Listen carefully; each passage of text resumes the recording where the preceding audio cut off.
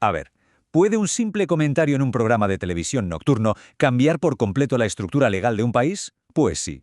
En Argentina pasó. Hoy vamos a desgranar el caso Ekmekcan contra Sofovich. Una batalla legal que empezó por una ofensa personal y terminó nada menos que alterando el orden de las leyes del país. Venga, vamos a meternos de lleno en esta historia. Para empezar, veremos cómo unas pocas palabras en la tele liaron una buena. Luego nos sumergiremos en el meollo legal que llegó hasta la mismísima Corte Suprema.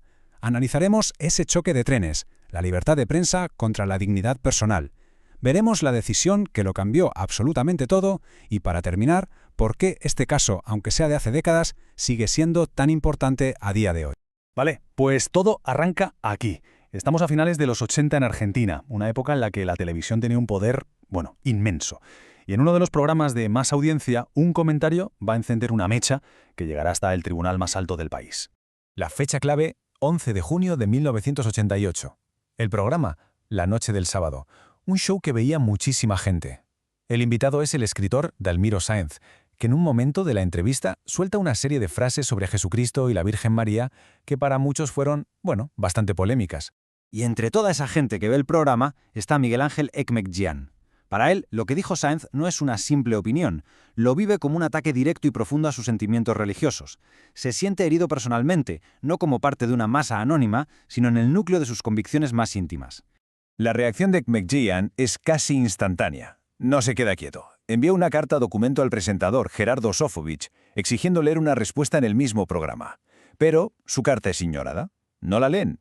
Lejos de tirar la toalla, Ekmekcan decide ir a por todas y lleva el asunto a los tribunales. Su petición es muy clara, que le dejen ejercer su derecho a réplica. Y aquí la historia da un giro que lo cambia todo, porque Ekmekcan no basa su demanda en una ley cualquiera de Argentina. Su argumento se apoya en algo mucho más grande, en un tratado internacional de derechos humanos. Y esa decisión, precisamente, fue la clave de todo. El corazón de todo este asunto es el artículo 14.1 del Pacto de San José de Costa Rica. Es una convención sobre derechos humanos que Argentina había firmado y ratificado. Y este artículo consagra lo que se conoce como el derecho de réplica o respuesta. O sea que si un medio difunde algo inexacto u ofensivo sobre alguien, esa persona tiene derecho a responder en ese mismo medio. La gran pregunta era, ¿se podía aplicar esto directamente o era solo una declaración de intenciones? Aquí está el meollo de la discusión, el choque total. En primera y segunda instancia, los tribunales le dicen a Ekmekcan que no. ¿Por qué? Porque decían que el tratado mencionaba que el derecho se ejercería en las condiciones que establezca la ley. Y como el Congreso argentino no había creado esa ley, pues el derecho no era operativo, o sea, no se podía usar. Además, le dijeron que no tenía legitimación, que su ofensa era un interés difuso, algo que sentían muchos, no un daño personal. Ekmekcan, claro, defendía justo lo contrario. El caso sigue subiendo de instancia hasta que, finalmente, aterriza en la Corte Suprema. Y allí, los jueces se dan cuenta de que esto ya no va de un señor ofendido por un programa de la tele. Esto es un choque frontal entre dos pilares de cualquier democracia. La Corte era muy consciente del poder de los medios de comunicación en esa época. Y para dejarlo claro, usaron esta cita, que es potentísima.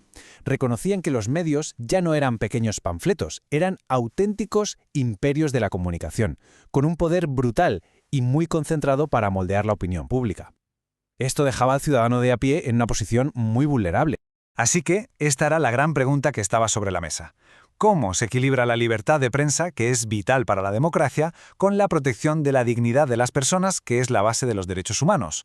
¿El poder de los medios tiene que ser ilimitado o tiene que haber alguna forma de que la gente se defienda si se siente atacada? Y la respuesta de la Corte Suprema a esa pregunta no fue una simple sentencia. Fue un auténtico terremoto jurídico que cambió las reglas de juego en Argentina para siempre. Pues sí, giro de guión total. El Tribunal Supremo le da la vuelta a las decisiones anteriores y le da la razón a Ekmekcan. Declara que el derecho de réplica, tal y como está escrito en el Pacto de San José, es operativo. No hace falta ninguna ley del Congreso. Ya es ley, y punto. Se puede aplicar directamente. ¿Y cómo llegaron a esa conclusión tan rompedora? Pues su lógica fue, la verdad, impecable.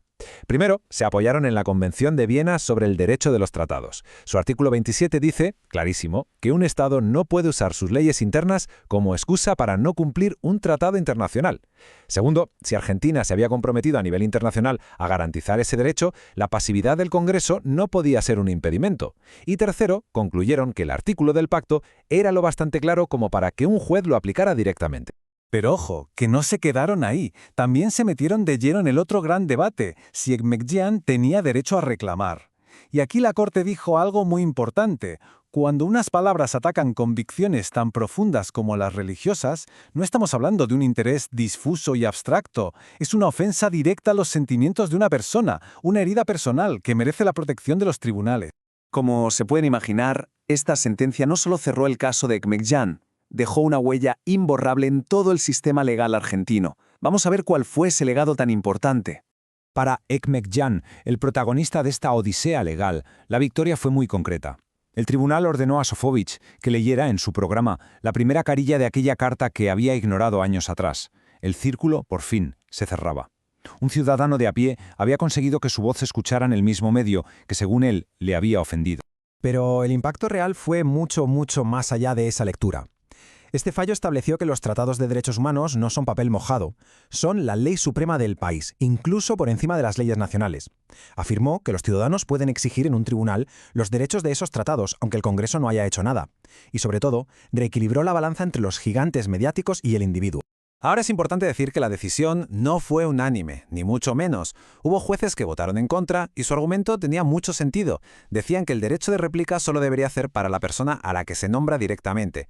Su miedo, que si no, se abriría la puerta a un sinfín de demandas por ofensas a ideas generales, lo que podría acabar ahogando a la prensa y limitando la libertad de expresión. Un debate que en el fondo sigue muy vivo. Y todo esto nos trae de golpe al presente. El caso Ekmekgian fue en 1992, la era de la televisión. Ahora vivimos en el mundo de Twitter, de TikTok, de la comunicación global e instantánea, donde cualquiera puede ofender y sentirse ofendido a una escala masiva. La tecnología ha cambiado una barbaridad, pero la pregunta del millón sigue siendo la misma. Y encontrar esa línea, ese equilibrio, es hoy más que nunca uno de los mayores desafíos que tenemos.